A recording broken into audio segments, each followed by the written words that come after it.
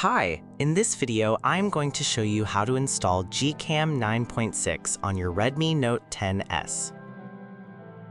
Step 1. Tap the first link in the description to open the article.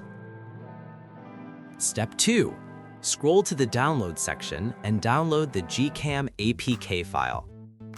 Step 3. Follow the How to Install guide for step-by-step instructions. A video guide is also available. That's it. Don't forget to visit the article for complete instruction in APK file.